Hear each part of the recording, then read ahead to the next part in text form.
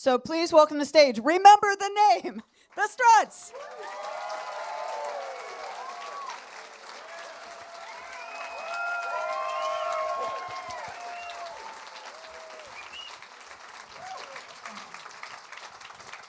Hello. I feel like Hello. we didn't plan Hello. this. Hello. I just knew if I wore Quite black far, and aren't leather, we? I would like fit in with you guys. So I'm Good happy. thing these are prescription. I can see you really well.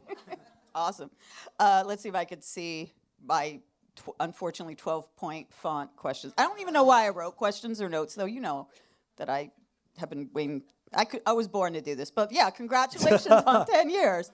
I mean, as I've said, like a lot of people in the audience here, they've followed your career for 10 years. I don't know how it's been 10 years. So I do want to kind of do a This Is Your Life behind the music kind of interview and go back to the beginning. But I do want to start with the fact that to celebrate this milestone anniversary, you recorded Could Have Been Me with Brian May. Sir Dr. Brian May. Oh, Sir Doctor. Is that his full name? Yeah. Which one comes first? Is it Sir Doctor or Dr. Sir? Sir Doctor's got a good ring to it, you know. Well, I'm just going to start with the obvious question about how that, obviously, this is a big moment for you and such an honor, because I do actually believe Brian said Could Have Been Me is one of the greatest rock songs ever. And Really? He did say that in an interview. I Googled it and Wow. found it. And the fact that someone who's written and played on some of the greatest rock songs ever in his own band would say that is pretty insane. So how did that come about? You reached out to him, I understand. Oh, yeah, I pestered him and pestered him. No, we had mutual friends with the Def Leppard guys. And Joe and Phil from Leopard had featured on a song that we did for our third album, Strange Days. And I knew that they were all friends. So once I'd hooked Joe and Phil in and I gained their trust, I was very quick to sort of gently hint and start asking a lot of questions about Brian. And You kind of did the celebrity sin of being like, who's the most famous person in your phone book? Come on, Joe. Pretty much, yeah. But no, Joe was like, you know what, I think he was already like aware of us, you know what I mean? So we started to kind of talk for quite some time. And truth be told, he just kind of took it upon himself with all things like revamping Could Have Been Me. And it took quite a long time to sort of finally get us in a room with him and see it through. I mean, there were so many sort of different variations of it. It was meant to be a duet with someone at one point, and Ooh, who? I can't tell you. Yes, she can. Can you give us a hint? Do I tell? I mean, there's no. Oh yeah, There were the two. artist Her. Yeah, which would have been very interesting. But you know, There was Miley Cyrus as well, was in the mix. But That would have made sense. She actually covered Photograph, and with that, she killed it. Actually, Yeah, she she did really a really good job. yes. But anyway, that didn't come to pass. No, it didn't. And I remember it was during the.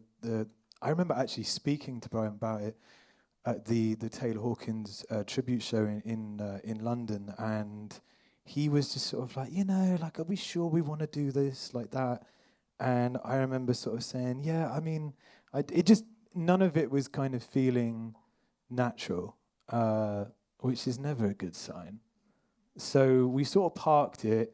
And every time I'd speak to him, he'd be like, Luke, when are we going to fucking finish that song? And it just sort of fell so naturally when we were thinking about 10 years, thinking about celebrating that song in particular. And so, yeah, he was like, I get it. Let's do it. So, Adam, two guitar heroes in the same studio. I don't know where you recorded it, but what was it like to be playing alongside Brian? Well, I actually hurt his finger the day we went to record, so I'm not even joking, yeah. So we couldn't actually play together, but I got to play the Red Special, which was really cool, and we did it at his house, and it was like the hottest house I've ever been in. So I'm sweating and knowing he's listening to everything I'm playing. And I had like, and so I'm in another room with this AC30 like cranked up, and I've got a headset on, like I'm a commentator on a football match or something, and that's going through to the studio, and they're filming me, but whatever. But no, I mean it was amazing, and he was really complimentary about my playing, and we were texting and stuff after it, and just being in the same room with him and just getting to talk about gear and getting to play his guitar, and he, in his words, fingered mine, and and no, it's just a dream come true, really. His house, like is it some manor in the English countryside, or he probably has more than one house? I He imagine. does, yeah. Doesn't care about his heating bills, apparently. No, and it was a Christmas tree up in the middle of summer as well, so it was throwing me off all That's when over you've the made shop. it. It's literally his house that he sort of throws parties at Christmas.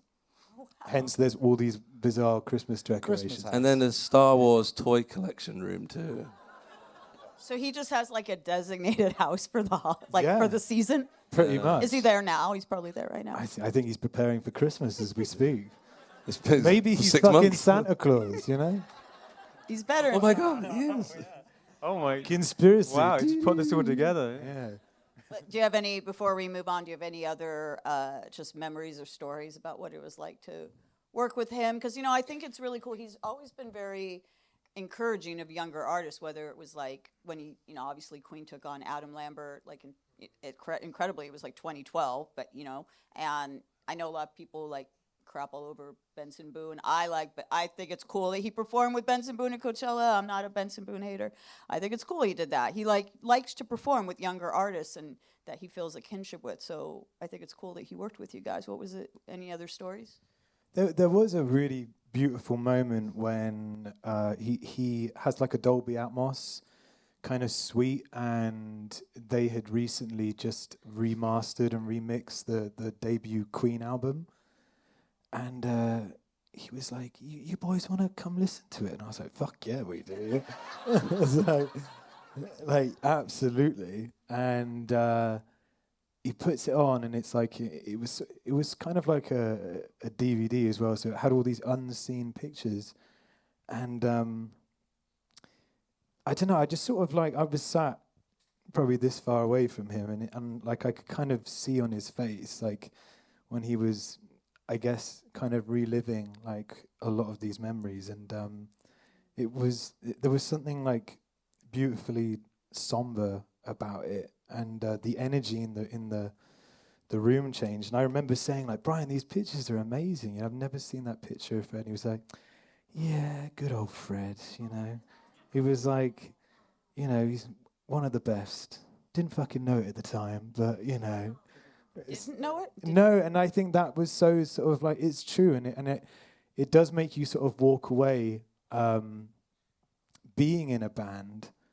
And I think when you just spend so much time with each other, more time than like your closest friends and family, I think it's very easy to forget the unique bond that you have, So I kind of walked away from it sort of with a new gained appreciation to my fellow bandmates, thanks to Brian, which was That's the lovely. first we heard of that. That's very cute.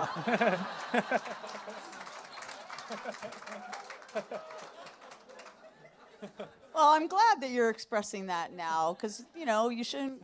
I can only do it in front of an audience. is the That's thing. all for sorry. You should, it's important to express things like that while you still can. So I think that was a sweet moment.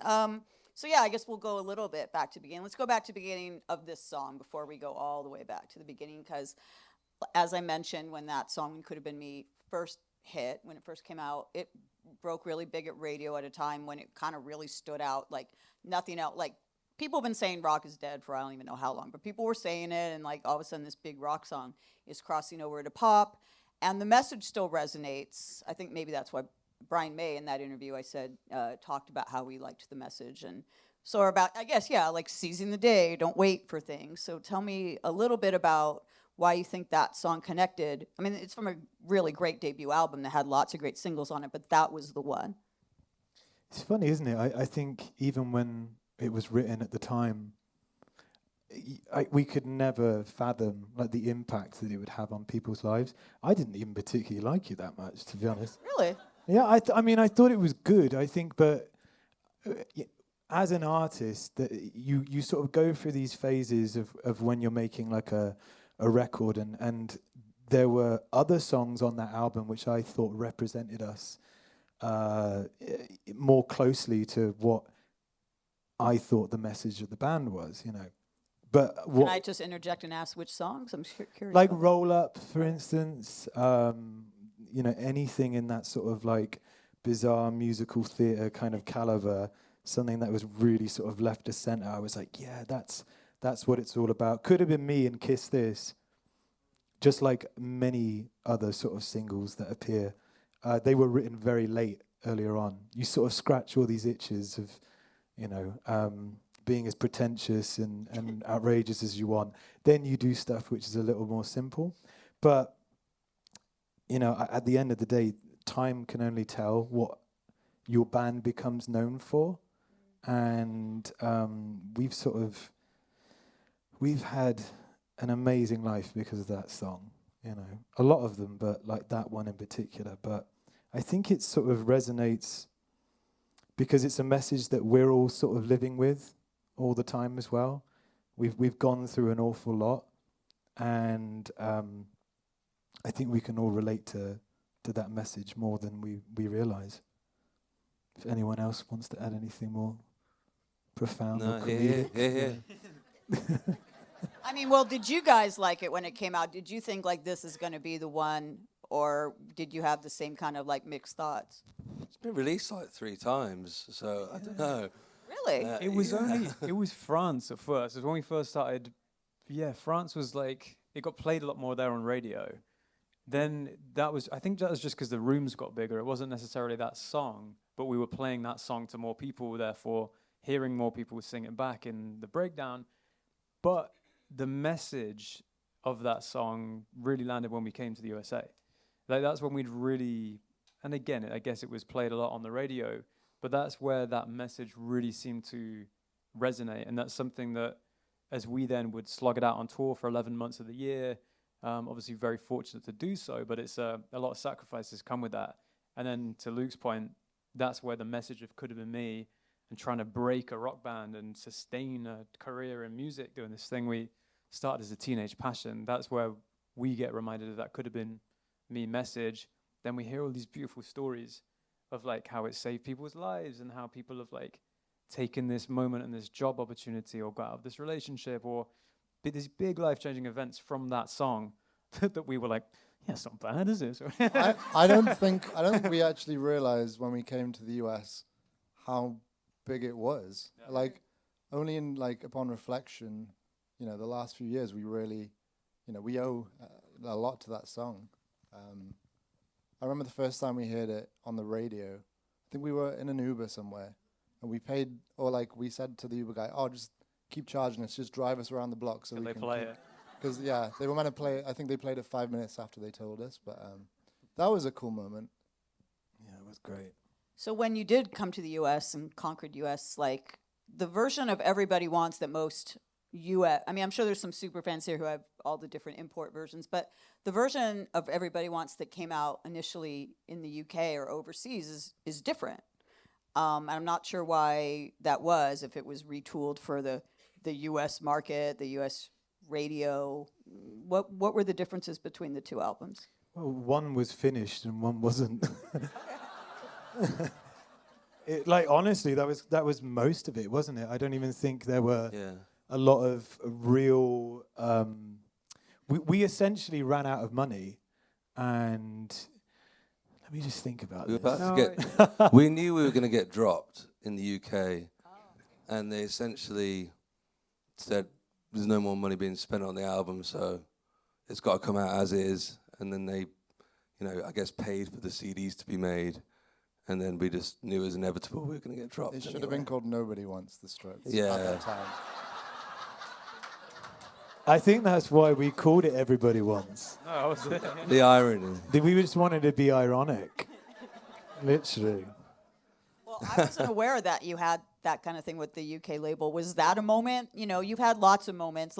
All bands have these moments where it's like, should we give this up? Should we keep going? Is this working? Like that was really early in your career to have a setback like that. That was what was every time with this band. Every time we sort of like get hit with this almost like career-stopping sort of thing, we always seem to sort of like be having something amazing happen, usually with the fans.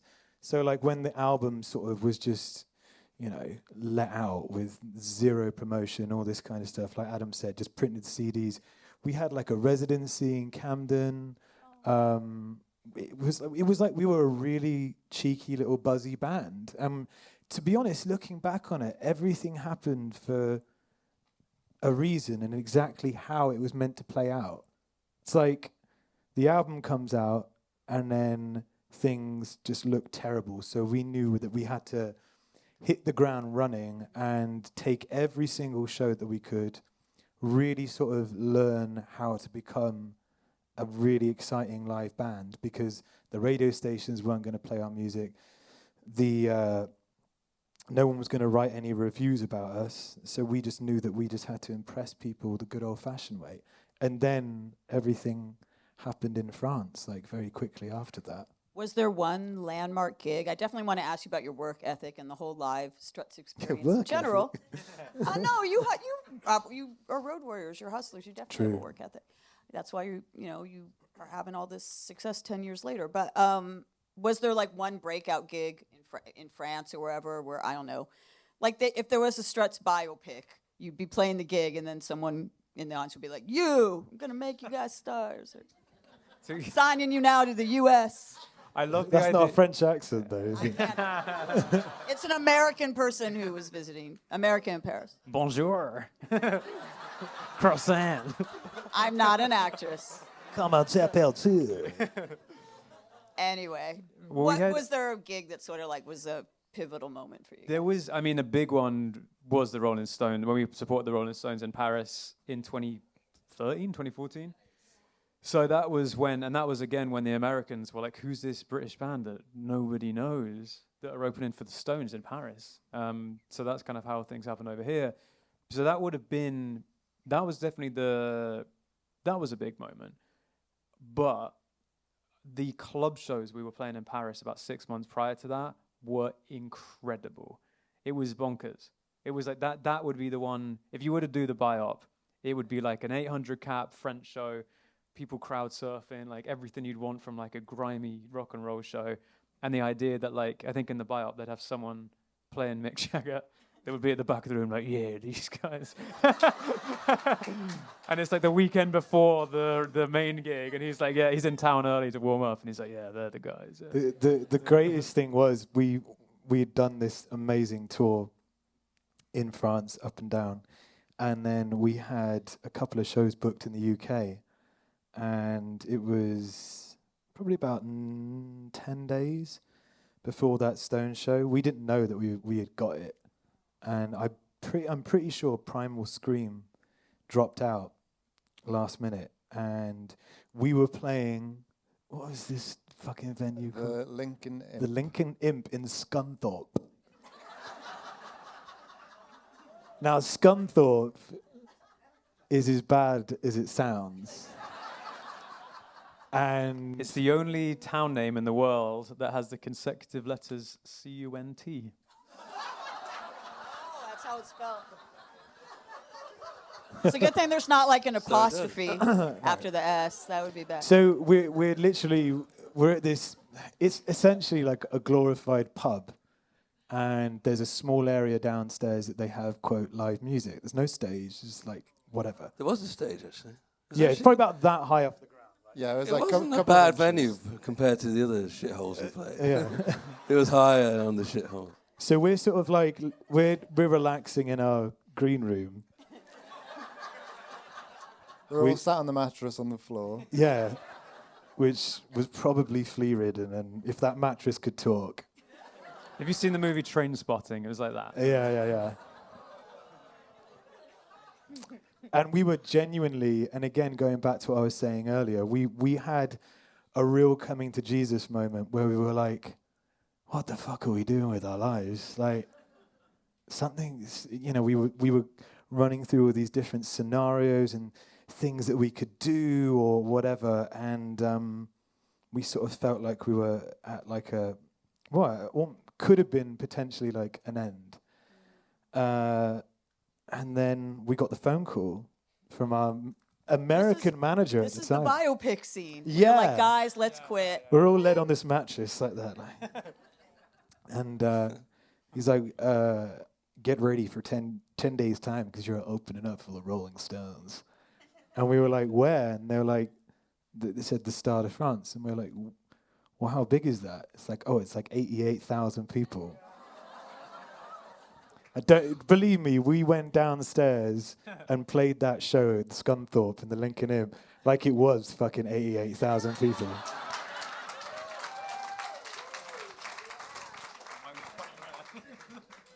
It was pretty good. Pretty good. Well, see, that's the thing, talking about the whole, you said you kind of built your reputation as a live band, and that's whether you're playing in Scunthorpe or for 88,000 people opening for the Stones, you have that thing. I remember the first time I saw the Struts, it was when it was the iHeartRadio Festival in Vegas. Oh, so hot that was. I remember that. Yeah, it was like 2015, I guess it was. And you were playing the daytime thing next to a pool. And I was a little hungover, and it was like 102 degrees. And I was sitting by the pool, and all of a sudden, this band comes out playing rock, and you're wearing a cape, the Zandra Rhodes cape, if I'm not It was mistaken. bright electric blue cape. But I just remember being like, this would be the biopic scene. Like, what's going on? Like, what's this? Like, this isn't like I don't even remember who else was playing. And yeah, so you're playing for like a bunch of like kind of spring break or pool people who aren't there to see you. You won that over. I've seen you like in multiple festivals in your early days where you were going on early, like noon. I saw you by pure chance opening for Weezer at the Minnesota County State Fair. Wait, really? I was Were there. you there? Yeah. Well, I was. Yeah. I was there in town because the Revolution were doing the Prince. Yeah, the thing, The shows at the First Avenue. But I'm like, Yeah, what yeah. else is going on in town? Oh, the Struts are opening for Weezer at the State Fair. I'll go to that again. But all these things were like opening for the Stones. I saw you open for Motley Crue around the time they were breaking up for one of the many times they broke up. The farewell shows. But my point is, and that was at like what was then called Staples Center, right over there. But my point is, I've seen you play in a lot of situations where it wasn't necessarily an audience that was there for you or knew who you were. You know, they were there for the main band or whatever, and maybe at first they're not paying attention or whatever, and you guys are just relentless. You are like, no, you will love us and pay attention to us, and by the end of the night, like everyone does, right? I've been to more than one show where I brought someone who did not know who you were to see a band you were opening for, and they fully were like, oh yeah, the Struts like were completely better than Motley Crue. Anyway, no, I mean, I like Motley Crue, by the way, but you know, whatever, or better than whatever. Like, so I want to talk about this thing because that takes a lot of balls or whatever. It takes a lot of guts to go in front of an audience that you know you have to win over. It can be daunting. And you do it. Like, how do you do that? Like, besides just, you know, like, you don't have to do that now. Now you're playing to audiences that know who you are. But back in those days, how did you do that? What was the method to the madness? That was a really long question. I'm sorry. Yeah, no, it's fine. I think it's like one thing that I learned very early on when I started like doing shows when I was like 15, 16 is you get what you sort of give, to quote the New Radicals, you know. And it's true. It's like the more you give to an audience and the more relentless you are and the more that you don't let up, you should, in theory, be getting some of that back. Now, it has to be accompanied by like the right type of music. You know, it's one of those weird things. I don't really know. I think it's the equation of the four members themselves, and met with a lot of my musical influences, who are sort of some of probably the greatest entertainers ever. There was always, when I was sort of doing my homework in my early teens, I always gravitated towards the people that would have those first incredible 2 songs. Like my favorite part of any show is the first 2 songs. You know, Donington, Thunderstruck into Shoot to Thrill, right? I remember seeing that DVD and just my mind was like blown. Or watching people like James Brown, the Stones. There's just something about them where they come up and they switch it on straight away. And I think, I don't know, one thing I've noticed is like a lot of our contemporaries probably don't have that same entertainment ethos, which is, you know, there's room for everyone in this world. But I don't know, honestly, I wouldn't be able to tell you. Maybe it's me being a middle child and just demanding attention as well. I do also want to say, you were talking about all the influences. Any chance I have to talk about The Darkness, I remember you said that. Oh, yeah. The fact, when you told me in an interview many years ago that was kind of a band that sort of was a gateway band, I don't know if it was for you guys, but a gateway band for kind of, they're kind of similar to you. At a time when there was no rock crossing over pop, they were with, I believe, in a thing called Love. And that made total sense when I found out you were a Justin Hawkins fan, because you're right, it's that entertainment thing. So Yeah, and I think that sort of that group and that first album, like especially, I don't think. I mean, yeah, you got to picture this. Like everything is nu metal, everything is like this pop punk stuff in America, where it's like, I don't know. I personally couldn't identify with any of it, and then here comes a band that's sort of like singing in a British accent, and they have songs that, you know, Monday rowing, Tuesday badminton, dancing on a Friday night, all that kind of stuff. And I thought, oh, this is great. It just resonated with me, and I think that was met with the showmanship that they had, and yeah, we took an awful lot from that group because, like you said just before we walked out, by the time Could Have Been Me came out, there was nothing out there that was anything close to a song that Could Have Been Me, or the visuals that accompanied that track. So It's also with that band, we were 13 or 14 when they first came out. So you think about what that does for you musically at the age you're starting to like learn guitar, get into a band, and that was on pop radio in the UK at the time. I remember getting one of those little Freeview boxes in the UK that had about 20 channels versus the 4 that we'd had through the 90s. And it had 2 music channels on it, and you'd hear The Darkness on it all the time. And it was that, and then Love Is Only a Feeling. Mm-hmm. And they were just these amazing, if that was like your first, as you said, like gateway band at like 13, 14, because, yeah, all of us sort of went backwards from there, but that was like our introduction to melodic rock music on the radio, because there was certainly nothing else. There was some brilliant Britpop and some brilliant indie coming out of the UK at the time, which we also loved too.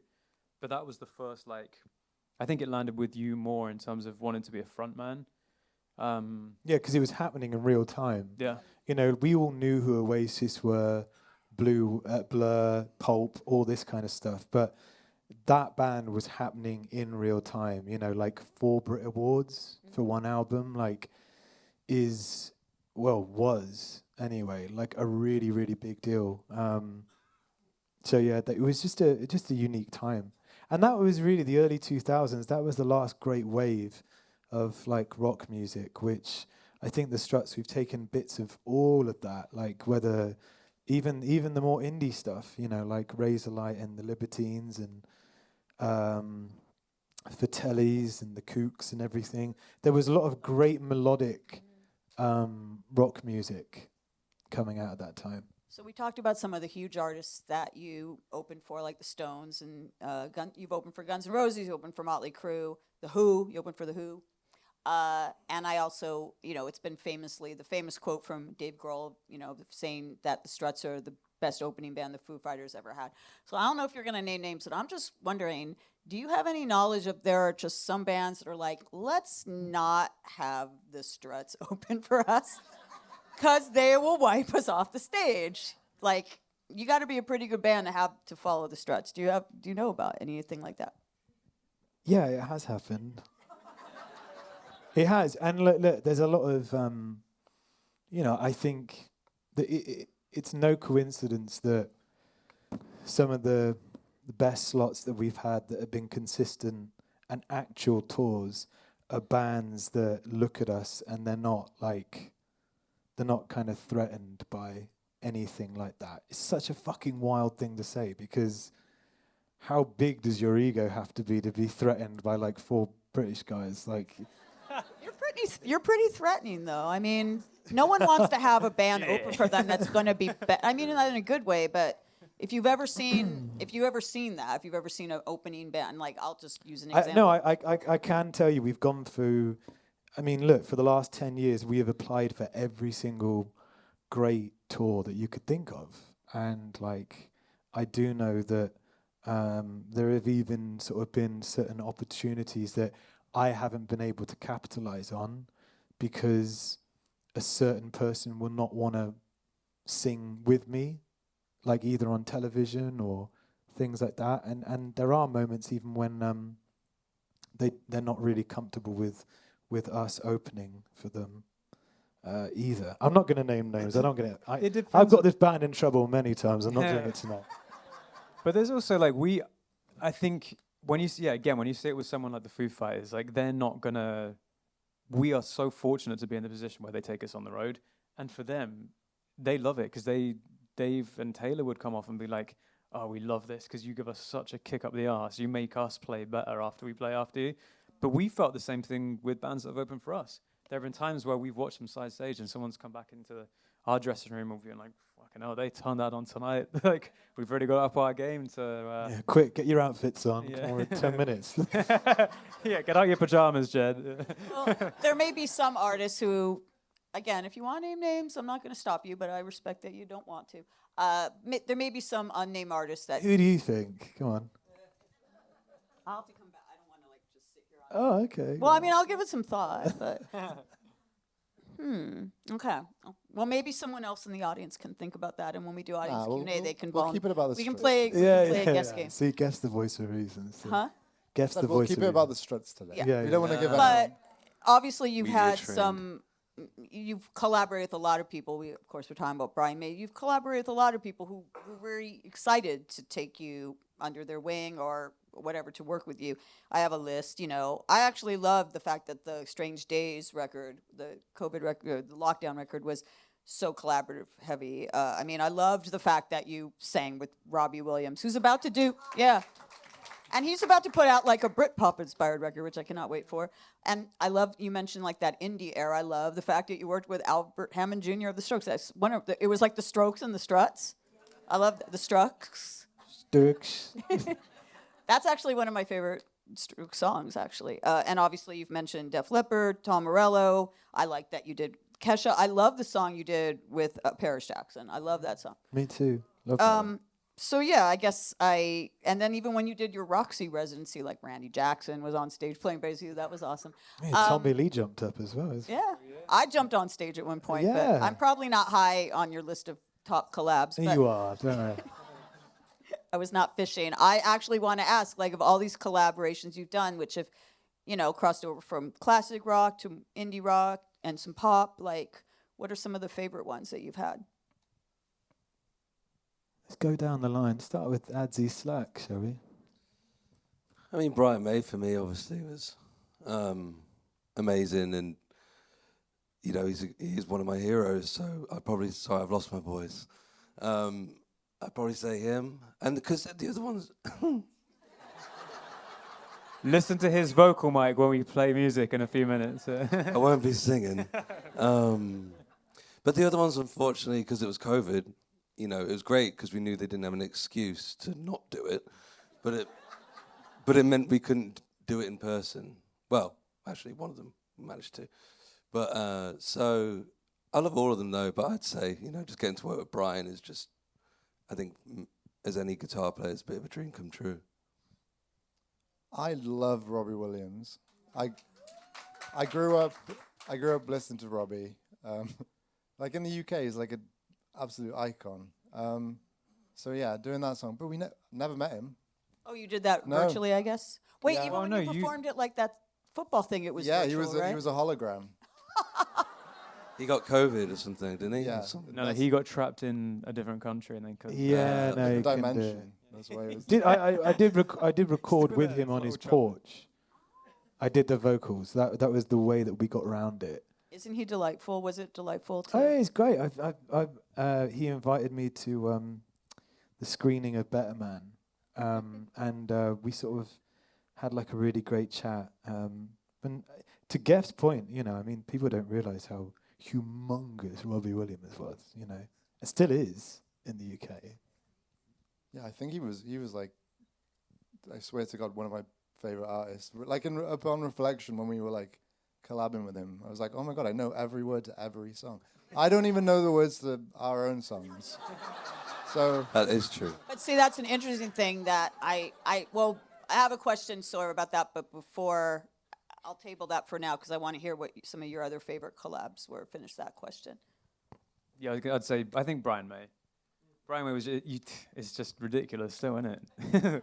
So, but then what was cool with the Strange Days collabs though, is how you could hear. This is how you know you're dealing with great musicians because you know it's them immediately. It's like even the track with Albert, when we get that back, we're like, that could not be more his style. Same with Tom Morello, same with Phil and Joe. It was just like immediately, it felt so them, but it was our music. So yeah, all of them have been awesome. But I think Brian May, I don't think any one of the other collabs would be offended of us saying Brian May. I think they'd be like, yeah, obviously it's Brian May. Like Do you? Yeah, it's got to be Brian as well. Yeah, We all agree. I love them all, but no, Brian's just top tier. But it was interesting when you were mentioning about how Robbie Williams is massive in the UK and not at all in America. I mean, he has his fans here, but not, you know, he's relatively unknown here compared to everywhere else in the whole world. And I've always thought it was because he's just so British. Like his humor is British. The rock DJ video is bizarre. Like he's just very British, and it's a very specific aesthetic that just kind of never translated here. I would even say to a degree that was the case with The Darkness. You mentioned Pulp. A lot of the Britpop bands are just too British, basically.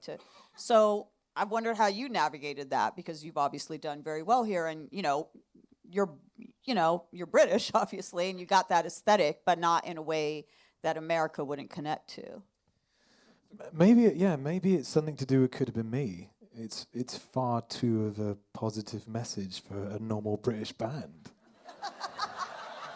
actually think you're right there. Do you know? It's very American dream, isn't it? Well, I think, yeah. Let's go. Go, You can American. achieve anything. Yeah.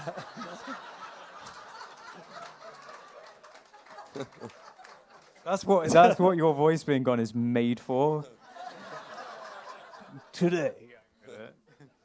But maybe it's something to do with that, or there's so many variables, isn't it? You know, it's like, I think money has a lot to do with it. I think, God, I mean, if we had really cracked the UK first, then Europe, we'd have been like, why the fuck do we want to go to America? Yeah. No, honestly, we nah. probably would have. It would have been a bigger conversation. We've got friends in the UK that are huge in the UK, huge Yeah. in Europe, and it's just such a mammoth task to tour the USA that they're like, we can pay our mortgages and see our families all the time if we stay in home. Whereas for us, we were like, well, this is the only place that will have us, so let's do 11 months of the year. we had no choice. And we were young enough too to not have mortgages and families. We were like, fucking finally something to do. Like, yeah, we're gonna go on tour. You know. Are you guys, sorry if this is a naive question, are you guys more popular in the US than UK by a lot? I mean, it's even itself out quite a lot because of social media. Ticket-wise, it's not that dissimilar. Like we did Camden Roundhouse, and tickets are good, but it's more about a sense of belonging. Like, I'm sorry, England, but we feel way more welcome here. Do you know what I mean? So But you can change that. We're open. there to we go. changing Yeah, that. exactly. Well, no, that's what we want. I think we feel it with our fans in the UK, but it's more about, like, as you said, you were there when we did the Vegas show. It's like you're going with iHeartMedia. You're playing on these big festival stages. We're doing things in this country, Lollapalooza. We've done some of the biggest festivals in this country. charted on the biggest charts in the USA, and we just haven't had that same experience in our home country. So, and it's not a slight at it. I think there's still in the grand scheme of a rock band's career, we're still young. Do you know what I mean? Like 10 years isn't, like, you look at the ambitions we have and talk about like a sustainable rock music career, we've still got a long way to go. So it's like, we'll get our homecoming. Well, there's so many UK bands that this is their dream. They want to break America. They don't want to just be big in England, and they want to be big in America. So it's like you kind of did the reverse. I'm trying to think of another band that maybe had. I think Bush were always much bigger in the U.S. than I they were had in no the UK. idea Bush was from England. Really? No idea. They were. I mean, they're still big, but in their like the first 2 albums, they were about as big as it gets here. And Really? from what? Yeah, they were massive. They were Wow. massive. Didn't Leopard blow up here? I Yeah, mean, they it's true. That would they make were sense. already pretty big in the UK, I think, but they like really took off here and then went back. I that makes sense. I think that would probably be because of MTV in their case, because they were all over MTV. I just remember like the whole thing was like, you know, Bush are massive in America. They're playing stadiums, but in the UK they're much smaller. So yeah, was the American dream conquering America, breaking America? Was that always the dream? Because you have to tour a lot here to do that, which understandably, a lot of British bands aren't willing or able to do. I mean, like Jed said, we definitely would have heavily considered it and probably tried it multiple times if we had cracked the UK and Europe. But, you know, really up until 2019, I mean, we didn't even officially move to LA, you know. And that's how much of a home band that we felt. We were always going back to the UK whenever we could, because it was just like, that was home, you know. I will say there was a moment when I was 13 and I saw a Blink-182 music video, and I said to my dad, I'm going to live in San Diego one day. And he goes, you didn't want to do that. I was like, I made it, I'm just up the road, yeah. And you all, well, what was the decision? What was behind the decision for all of you to move to LA? It's like, I guess, your second home now, or your home. It's pretty much our home now. I was around Thanksgiving at Taylor Hawkins's house, and he just sort of said, you know, when you going back to the UK, and I obviously told him, and he was like, man, like why don't you just move out here? He's like, everybody loves you here. No one gives a fuck about you in the UK. And I looked around, and I looked around this beautiful house and surrounded by his beautiful family and friends. And I thought, yeah, he's got a point, actually. And something just kind of clicked. And right there and then, I secured like a room to rent. And then I called an emergency, this is so tacky, actually, an emergency band meeting at the Rainbow Bar and Grill.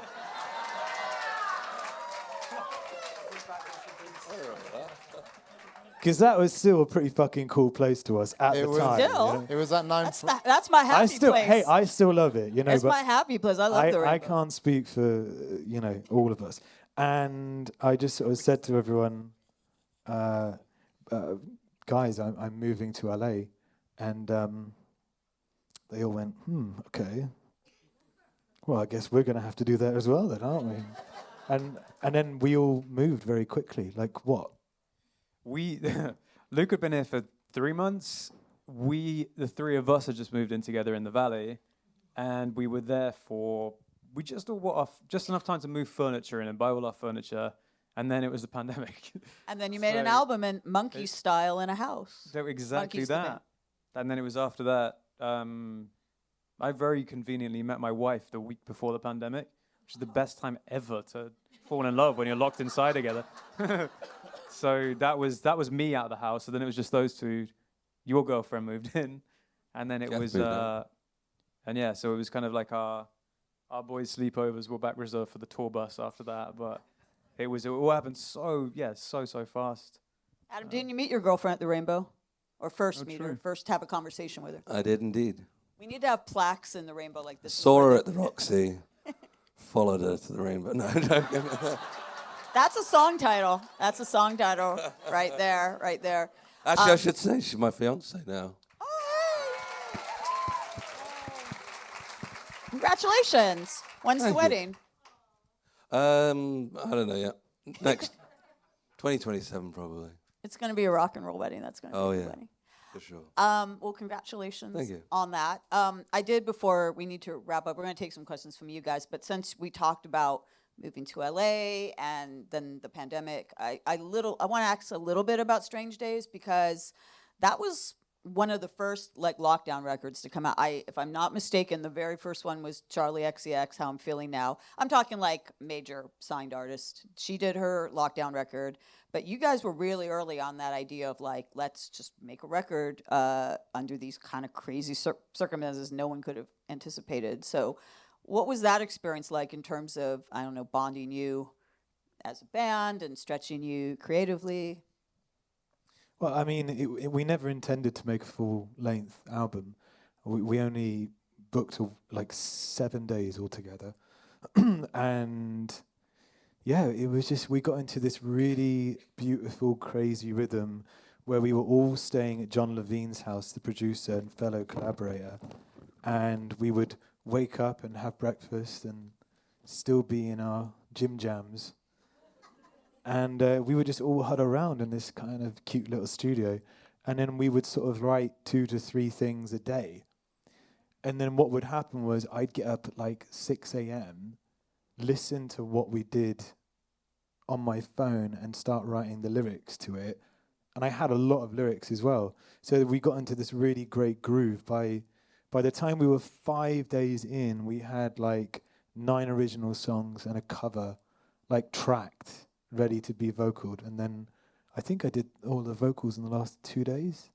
I think so. Yeah, I think so. Yeah, I mean, it's a good album, a bit rushed, you know, but It's a great album. it's like, I think we look back on it now and it is great because it's that's why there's so many features on it. I think a lot of people, that threw a lot of people, and we were like, no, because it was such bizarre times. We were just kind of throwing the kitchen sink at anything that was kind of possible. It was kind of a glimpse into like the first part of the creative process, because typically you'll write 5 Strange Days, and then you'll choose the best 10 that then make it. But that was kind of like that was the first thing that fell out, and we were like, let's just run with this. So that's why it was so unique.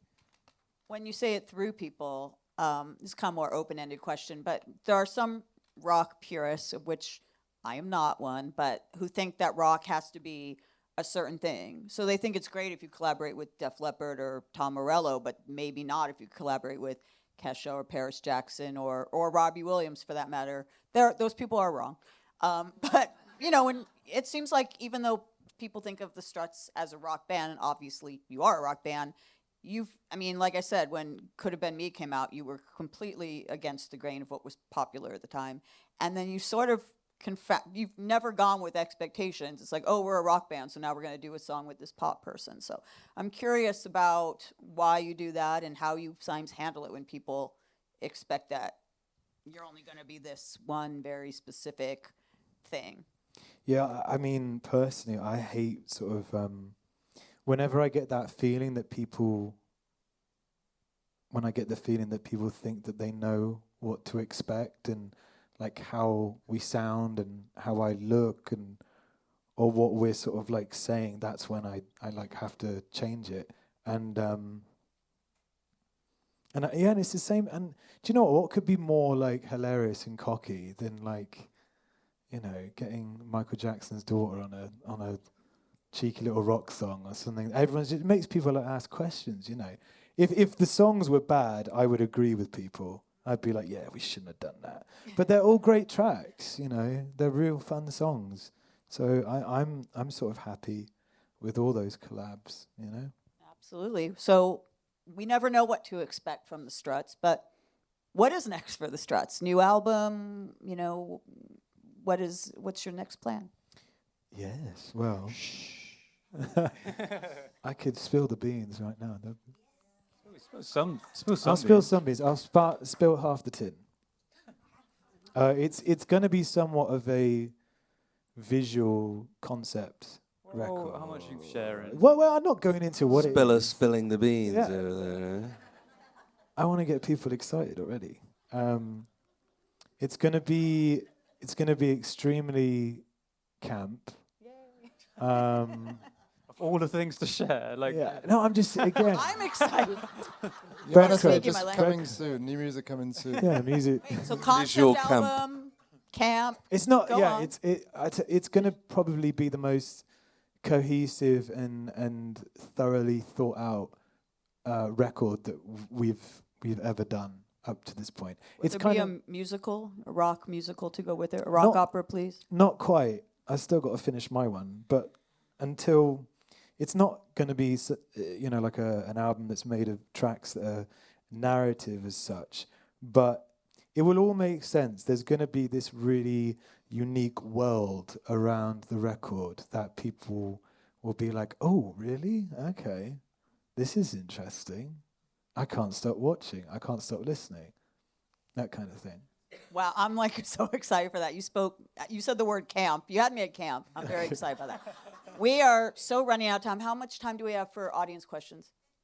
Okay, 15 minutes. Awesome. Okay, let's take some questions from the fans out here. Oh, there we go.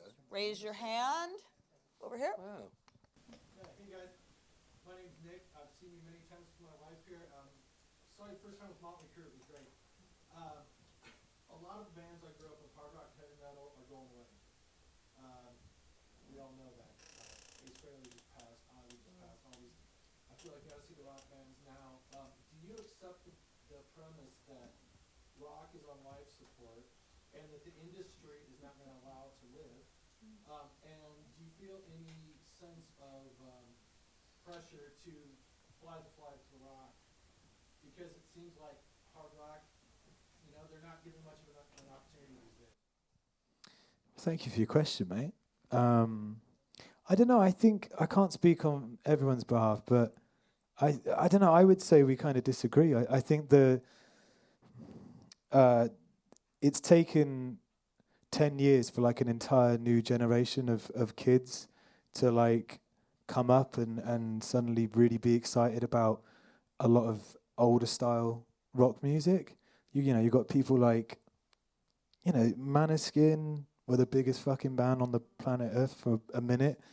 Greta Van Fleet are an arena band. Youngblood is now an arena band with Steven Tyler and Joe Perry, and that's not too bad. And I feel like rap music has gone through its 80s hair metal phase, and I think since like the big Kendrick Lamar and Drake beef, I think everybody's got a bit sick of it. And I think now, that for the very first time in like 15 years is on its decline, and alternative and rock music's kind of coming back. what I think is encouraging as well is with everything with AI and kind of the uncertainty of like there's no sort of monocultures now through social media. People are craving experiences, and as all of us know in this room from being music lovers, what's better than a live show? And it's like you can cheat it on the internet, but you can't cheat a live show. So I just think it's really promising. Thank you, Kev. Thanks, mate. Do you want to do the calling out, or shall I do I think you're a good calling. it? Okay, over back here. Can you call Brian May right now? My phone's on charge upstairs. It's I'm sorry. 4 a.m. in the UK as well. I In think. his Christmas house. You can. I'll give you his number. +44. Everyone getting their fucking phones Tom, out. you like said hello. Over here. So, I think it was 2017, we drove to Fresno, California to see the Foo Fighters, and were incredibly entertained by you gentlemen. And this one spent 5 hours driving home talking about the Struts.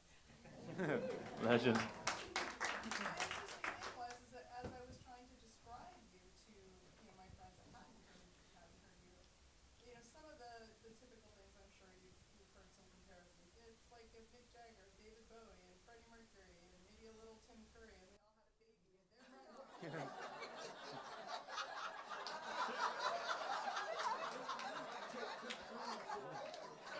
tracks. But my question is, which musical influences would be most surprised to know have influenced your journey?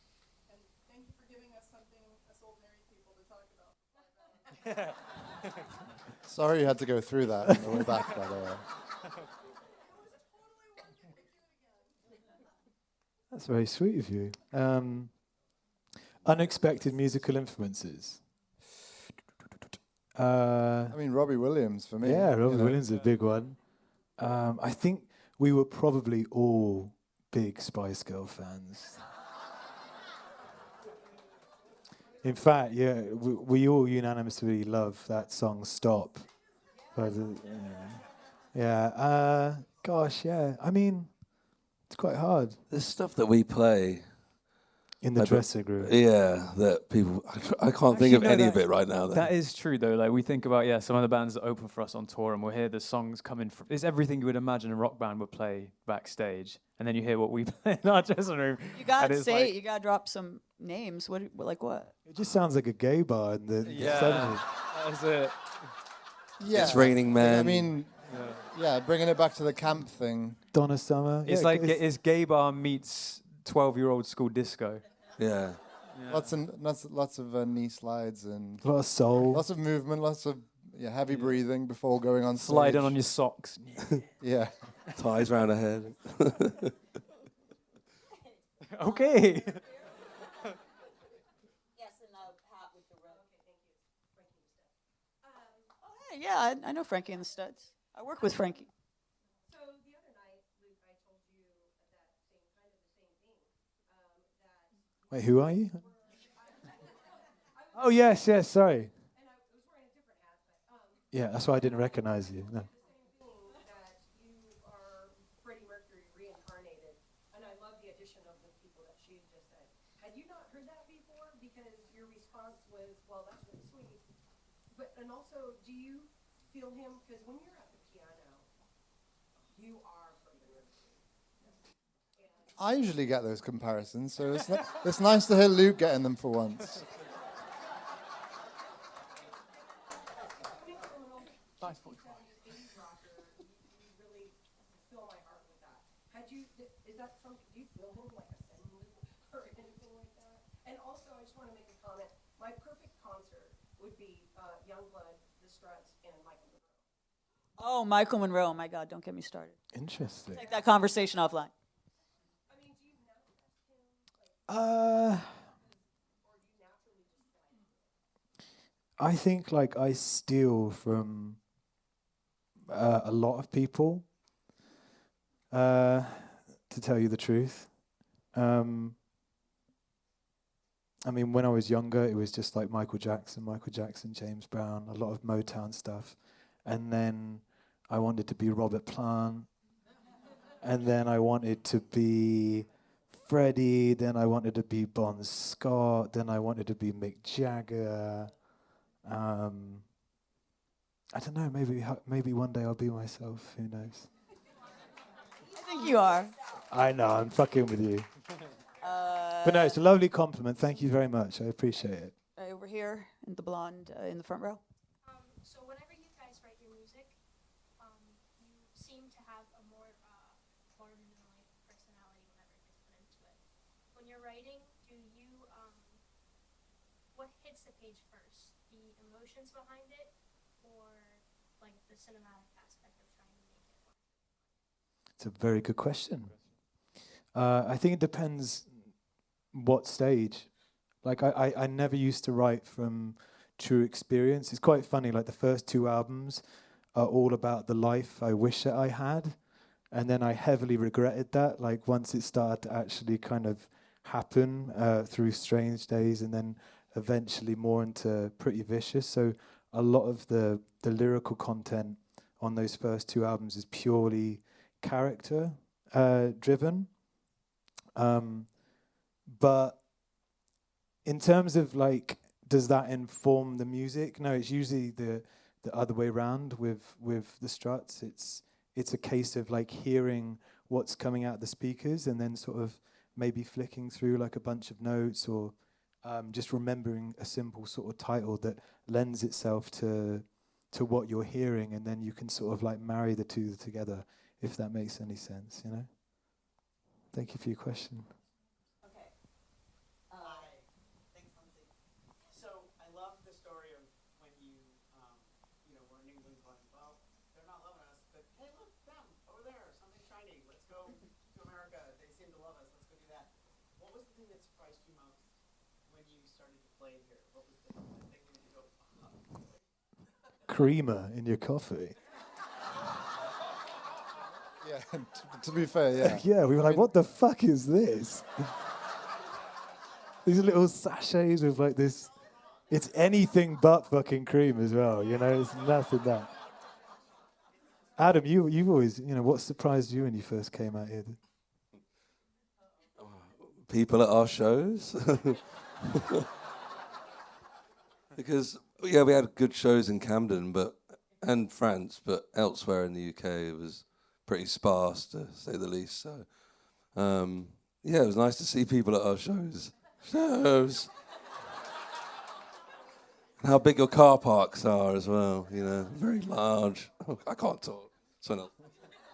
I think like the size of America, we didn't really. Again, you got to realize when we went to America for the first time, we didn't really know what we were getting ourselves in for. We just went, and then we toured pretty much until 2019. Like, you say that we didn't live in LA, but we didn't live anywhere really. We spent the constant months on tour, and then home for Christmas, and then so it was Oakwood. Yeah, Oakwood Apartments in Burbank. You lived in Oakwood. That's where Nirvana lived when they were recording Nevermind. Fun fact. And like so many bands. Rick probably lived James there. died there as well. Rick James died at the Oakwood? That was before we got there. Yeah, before Yeah. We were nothing. We were nothing to do with that. I would like to. I put did that not on. know that. We all have an alibi for that night. I miss that place. Yeah, the Oakwood isn't really like Oakwood a was- home. It was our home for It was us. furnished. It was. Yeah, it was yeah. fine. No, you kind of have this idea growing up of like what America's like, and we'll go home and people be like, oh, what's it like in the States? And I've always said, like, I can give you 40 different versions. It's like you have this idea of what an American is like and what the culture is, and it's like, it's different everywhere you go. It's the same thing as imagining everyone in England. It's like, oh, hello, love, can I get my crumpets? Like, it's like, yes, we do that, but it's more than just that. It's like that old saying, if you want to hate the USA, watch the news. But if you want to fall in love with it, then travel through it. Wow. Do we have time for one more? Okay. Here we go. This is the last one. All right. Last one. Make it good. I was wondering, what venue have you not played that you Red Rocks. See ya. The second half of that question, Rude. Sorry. to perform with dead or alive. AC/DC.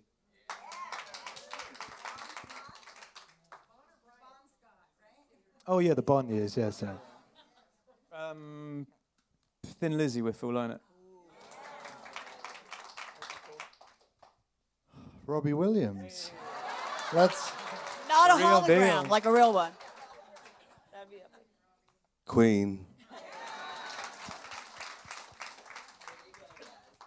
All right. Thank well, you, Red guys. Rocks eventually, but for now, the Grammy Museum. So we're gonna thank you for inviting me to do this. It was such Thank a treat. you Thank so you Always. all Thank for being you. here. And thank we're you. just gonna take a quick break while you set, and then you're gonna get to see an epic acoustic performance from these guys. Thank you, guys. See you in a second. Thank you. Epic.